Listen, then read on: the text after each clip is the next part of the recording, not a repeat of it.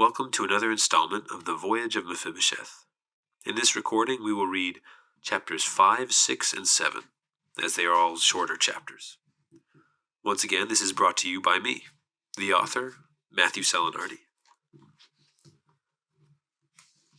Here we go. Chapter 5, Planning for Departure. We need to talk about this. Chase, would you step into the hallway for a bit so we have... The young seaman had already slipped behind the bedroom door. Thank you, S said after him. Meph, I don't know about this. I don't either, he muttered. How will two kids like us make it that distance? There are probably many dangers he is not telling us about. And for him, he can swim his way out of problems. For us, what will we do? If we go, we might not make it. We might die. You see, that is what I'm saying. If you don't want... What if we live, though? Meph, are you listening to me? Think of all the things we might see. We will see the teardrops on the farthest shores. We might see the flocks of drakes diving in the sea. You know, they say those ones make the Adaran look like bugs. He looked out the window. We will finally see what it is the trees really mean. You said it yourself that we might die. What about that? If what Chase described you were about to do before he came through the window is true, I would rather risk finding ourselves in trouble looking for your safety than waiting for that monster to find you again. I still do not understand it. Every night I've put on every light, and something puts them out before morning. I can't really believe it was Chase who did it, but I also can't believe it was just the wind. Esther was quiet and looking down again. I have heard of no other place in the Malacra where she does not go. And what if Chase's promises aren't true? How can we be sure? But it is the most amazing thing I have heard in all my life if it is. And if there are dangers on the journey, don't you think our best chance of not being sunk or swallowed by something is with someone who can probably swim as fast as a fish? What if our grandparents are still out there and we find them? Unlike you, I still hope we will see Ma and Pa again, but I could not bear being the only one here waiting for their return.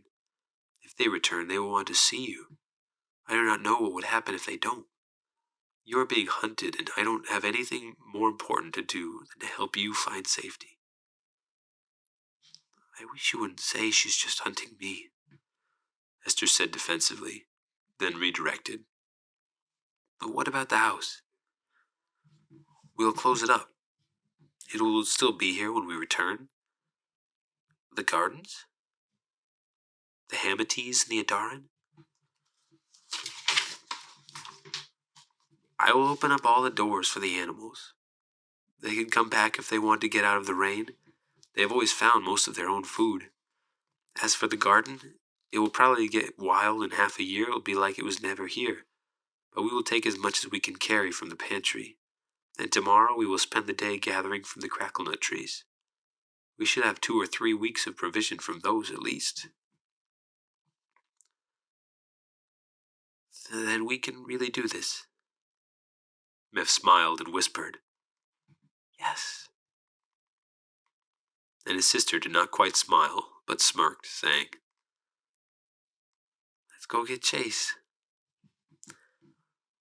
After telling the Lithmar, as he had described himself to them, about what they had agreed in their plans to prepare the home and their provisions for tomorrow, Esther fell asleep, still wrapped up on her bed. Meph and Chase did not even notice her sleeping until they had finished talking about the other tools that would be necessary for the journey. Knives, cookware, blankets, and tarps that would keep out water where they would not like it to go. Fire starters, ropes, spears, and poles for fishing. A whole host of things. Meph quickly realized how hard it would be to carry all these things and food. Not to mention he didn't possess many of the items. But he began yawning and decided with Chase it was best that they settled all the ins and outs of what they would bring in the morning. Meph got up. Well, my eyes are closing. Chase sprang up on his legs too and slapped him on the shoulder. Yes, you should go to bed, Meph. Then he turned to look at Esther and lowered his voice. I don't think she should be left alone tonight. No, I will get some blankets from my room. I will sleep on the floor in here. Chase moved towards the door. Oh, and if you want to, you do not need to keep sleeping with the animals, by the way. Nonsense. Haha. I've become too friendly with them already. Besides, I have been sleeping for most of the day now, so I do not think I will take much more tonight. Thank you, though. No, you are the one who deserves some thanks. My sister might have been past saving if I had been the only one to watch her. Uh, yes, you really do sleep a lot. Good thing I was here. Meph turned back towards him, somewhat startled, but he saw Chase smiling and waving him away. That's what you get for calling me fishy. Chase picked up his boot and walked by him. I think I'll take the stairs this time if I'm allowed. Chase chuckled. The sea stranger's left leg sunk down more since his exposed flipper did not support him like the one in the boot. Meph could not wait till tomorrow when he hoped to see the colors Chase's scales and fins really looked like. The bit of moonlight was only enough to make the flipper look shiny and scales look like they might be some kind of warm color. Meph snickered as Chase closed the door behind him. Did he seriously think he did not look fishy?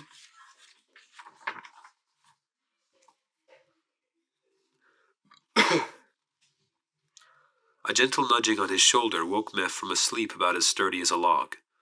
There had been no pale one, no noises, no nothing. It hardly mattered he was on the floor. Maybe the breaking of the mirror had sent her from them for a while. Meph. Esther's voice was dry and about as soft as a whisper. He mumbled into the blankets. Meph, would you help me dress some of my cuts? Some reopened and I cannot reach them all. As high as the sun, he mumbled again, still enclosed in the blankets. It's almost midday, Meph. I slept a lot longer than I should have. He could scarce believe the time and was awake and uncovered in an instant. He got up on the bed and sitting down he began tearing new strips from the blankets. These ones he made up much larger, not caring since they would not be needing the blanket of this bed for a long while. Esther winced as he pulled off one of the old ones near her chest. It was well bloodied and had begun to stick to the wound that was drying. Sorry. No, I deserve something for what I've put us all through. Why do you put yourself down so much? No, I do. It's like all I do is sleep and cause more trouble for you. You do not. You don't understand. Yes, you were attacked by something dangerous enough to swallow the both of us, and maybe part of the town as well. He tried to look in her eyes, but she did not let him. He spoke more lightly. If I do not understand, then tell me. She kept her eyes from him, and let a silence ensue before saying, I can't. Why not? She stood up from the bed and walked towards the door. Chase has been waiting, and if he is like you or me, he is hungry. Plus, she was almost out the door when she turned back and grinned. I want to see what he looks like in the daylight. Meph hopped off the bed. Not before me. Esther was quick to shut the door, and he heard her running down the hallway. He dashed out and was right on her heels when she downed the stairs. He accidentally bumped into her when she stopped in her tracks in the kitchen doorway. Esther, what? That was when he looked where she was looking and realized what she realized.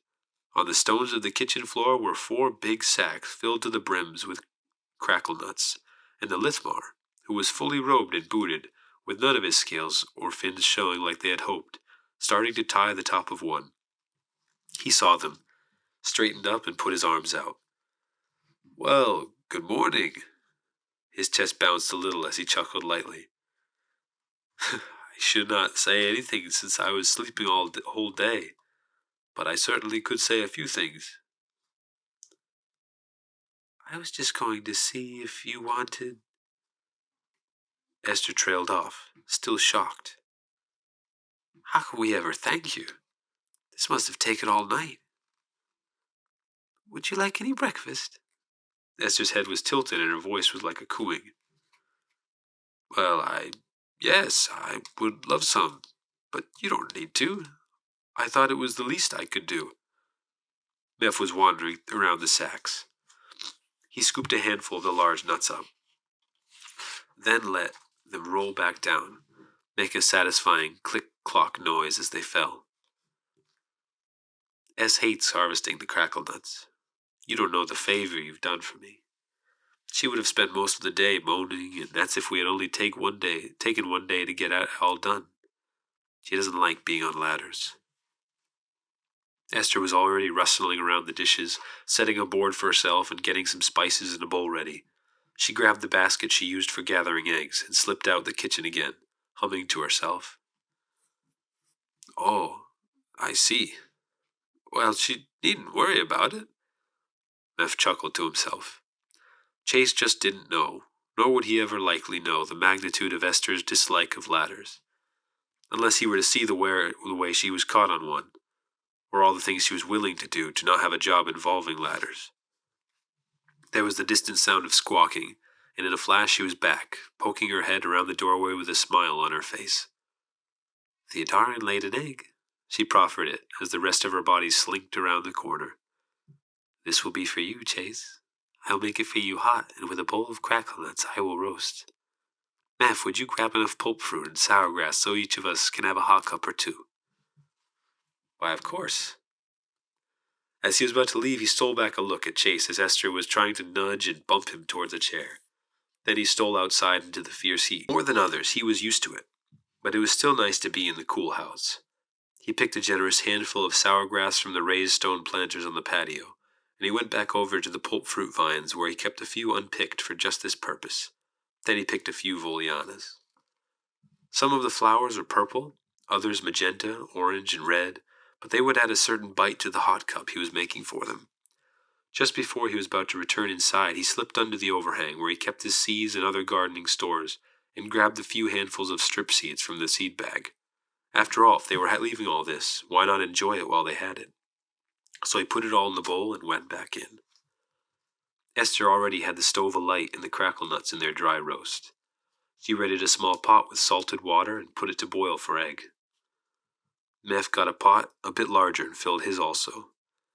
Chase kept trying to get up and ask how he could help, to which Esther did not let him help with any of it, and a bit stringently told him to sit down.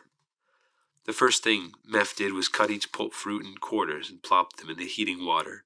Then he ripped sour grass into many small pieces and used a mortar and pestle to grind them down. After adding that, he left the Volianas whole and seeping on top of the liquid. A little less than a half hour later, all was done and set at the table. They all had a hot cup poured and steaming, the striking flavors burning up in the aroma of each. Everyone had a bowl of roasted and spiced crackle nuts, a smaller bowl of strip seeds. Meph had sizzled in fish oil, and Chase had the special Adaran egg, poached with a yellow sprig for a garnish and atop the prettiest plate S could find. You really did not have to. Nonsense, Chase. Take a bite and see how you like it. Chase was beyond grateful he had taken refuge in these people's barns the day before. He bowed his head to speak grace and said, May this food be blessed to us. May it satisfy and heal us. Most importantly, please be with us, and may everything we do be in your grace, Father.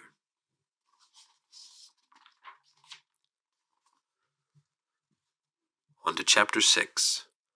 To Sharpen a Knife. Chase finished speaking. His new friends did not say anything, though, and looked a bit puzzled. Then the brother and sister put their spoons to bowls and began to eat. Realizing speaking grace might not be one of their practices, he continued in his head. May you bring all three of us safely on this journey. Guide us to you, so both Meph and Esther can see you. Then, feeling quite strained to keep a smile of excitement off his face, Chase dug in. Everything was zestful, everything well spiced. He could not deny he enjoyed having food hot and dry nearly as much as wet and chilled. He had it both ways plenty of times, well before coming to the continent. But the humans here had a special way of seasoning. What Esther prepared was so good it made him want to tackle the day, even though the day was half done. The strip seeds especially reminded him of home in the sea, and the hot cup. Oh, the hot cup was as any hot cup should be. It was as if Meph had already sat with the oldest of Chase's kin and practiced their steeping methods on the far-off coral knolls. Chase had everything down while it was still hot, almost enough to burn his mouth. When he finished the hot cup and placed it back down, a waft of steam still feathered upwards. He looked to his left to see Esther was shifting her finger through her own hot cup steam, in just the right way so 2 or 3 swirls formed at a time. He found himself a bit mesmerized by it, but when she tried to teach him, he did not have the finesse or patience. He found Meph also tried on multiple occasions and was not able to do it, and Chase felt a tad better about himself. He and Meph finished their meals about the same time, and soon they were coaxing Esther along to finish hers so they could clean up and get on with their plans.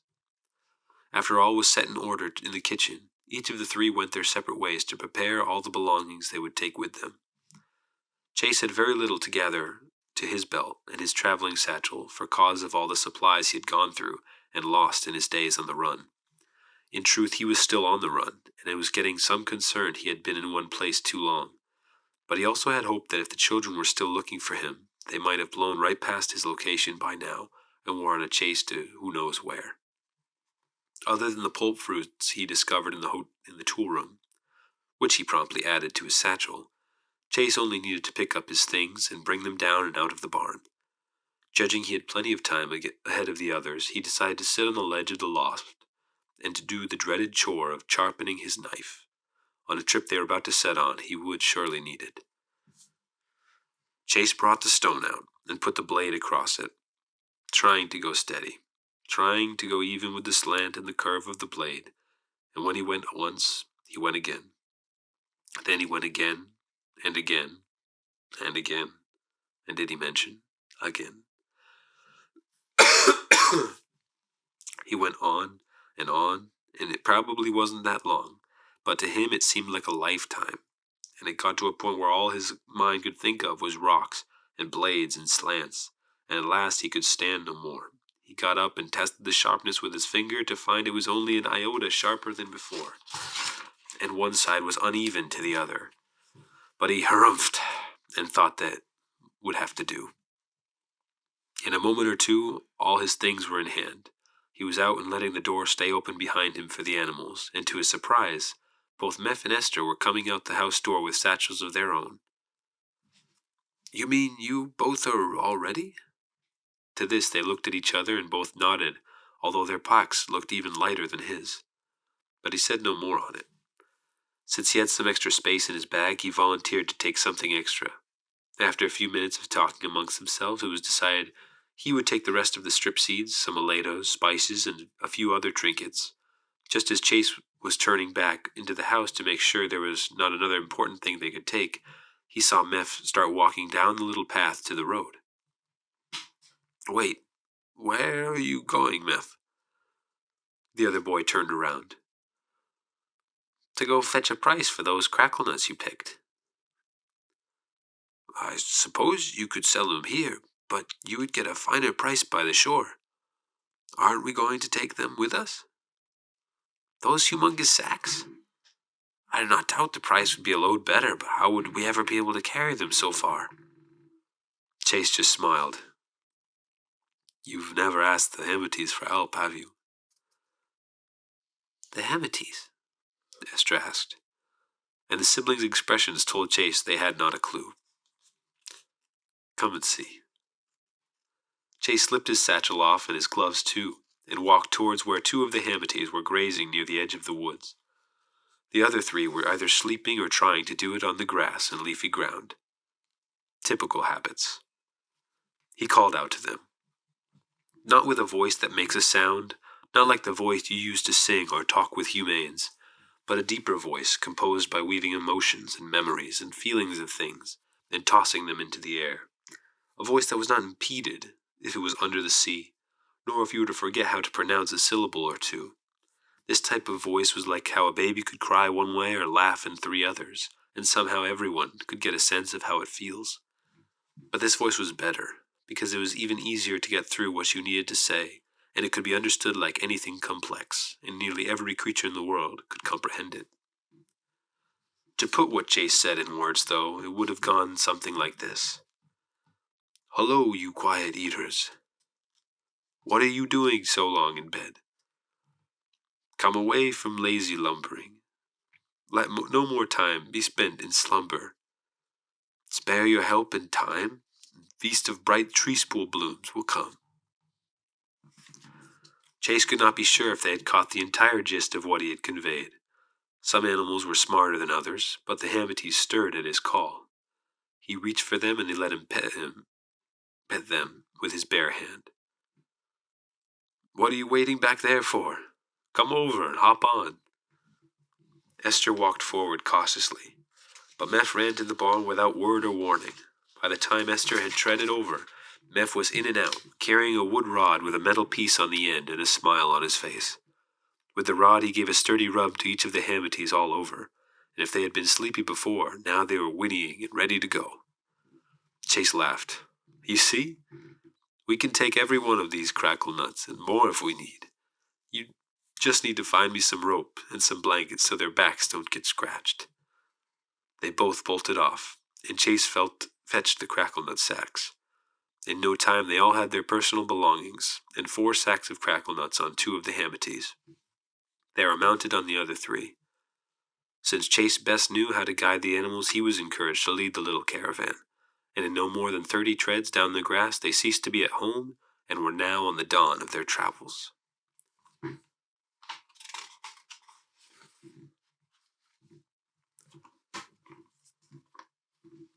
Chapter 7.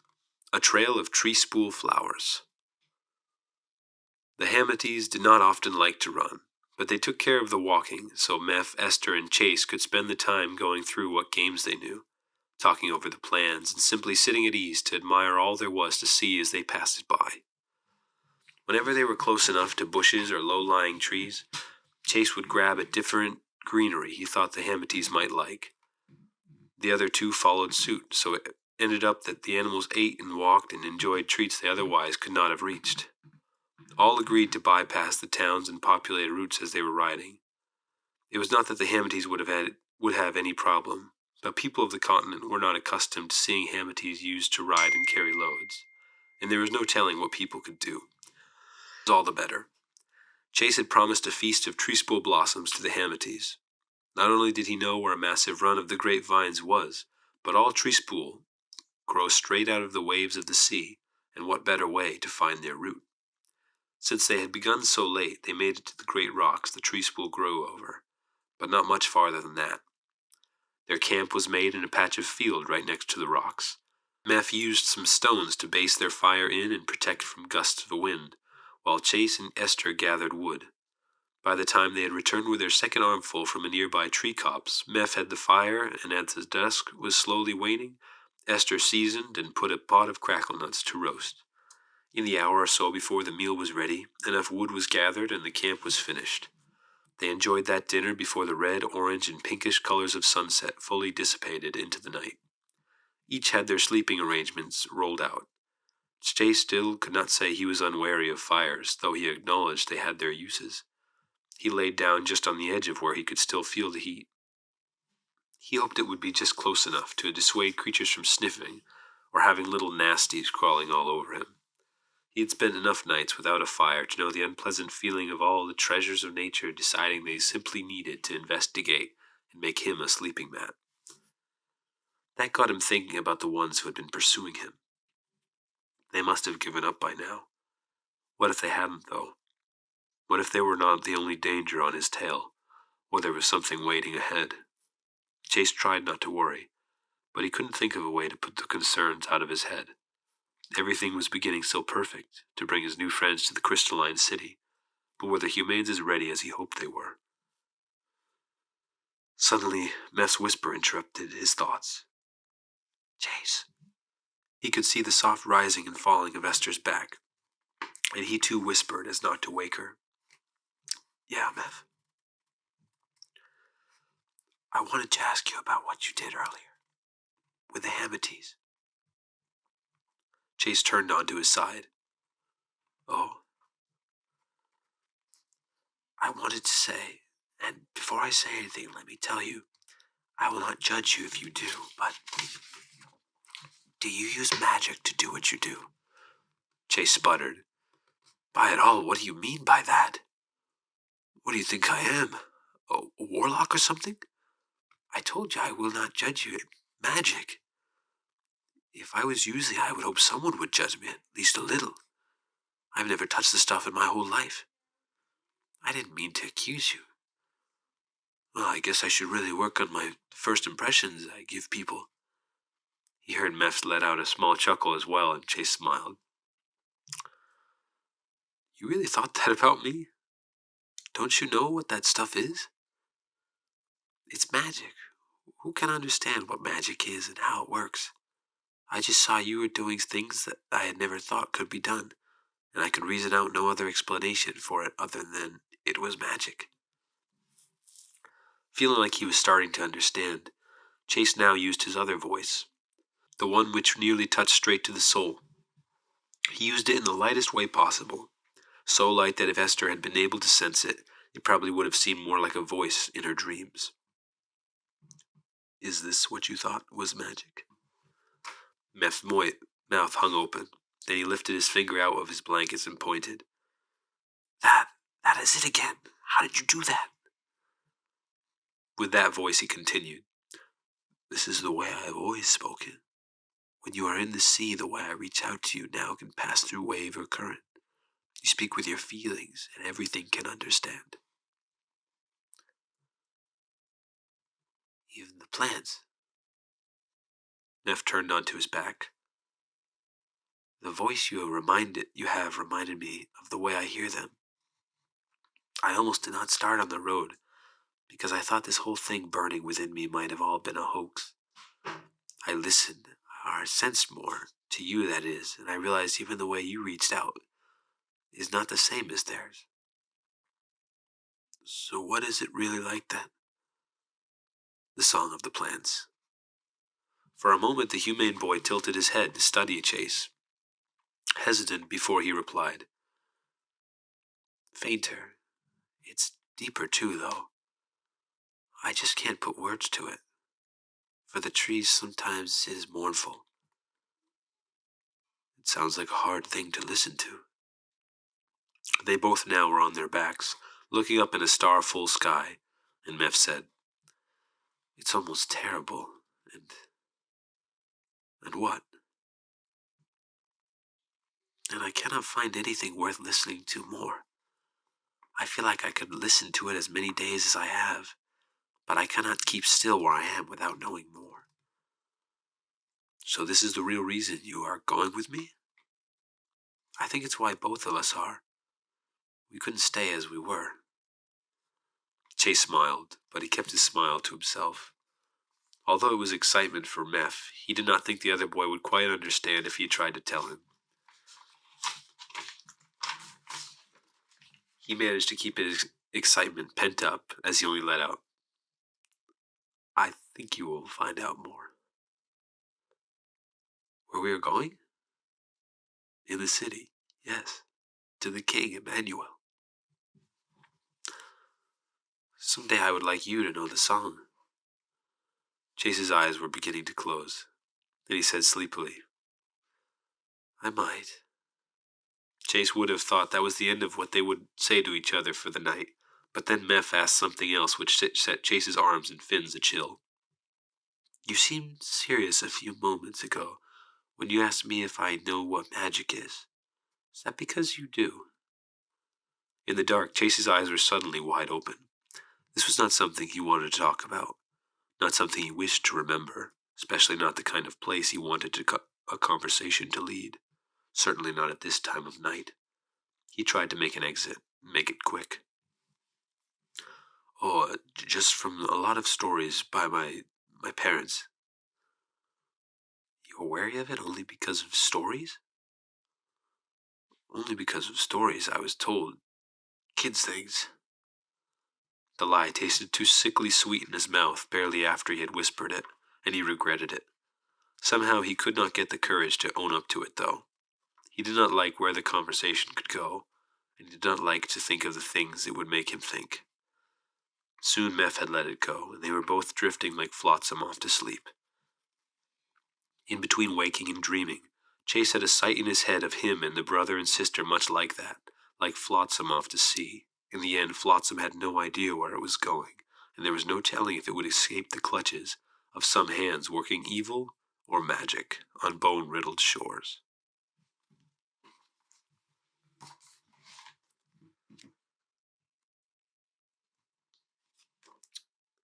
Well, I hope you all enjoyed listening to those 3 chapters, chapters 5, 6, and 7. I want to apologize this week. I've been dealing with a little bit of congestion, and I also, for some reason, have had quite a tickle in my throat tonight reading these chapters. But hopefully, next week and all the weeks, or not, the next times I read and all the audio readings I do from here on out will be, my voice will be much better. If you would like to keep listening to this story, please subscribe to Falera and the Living Sea, and wait patiently for the next installment of the Voyage of Mephibosheth. Thank you, and God bless you.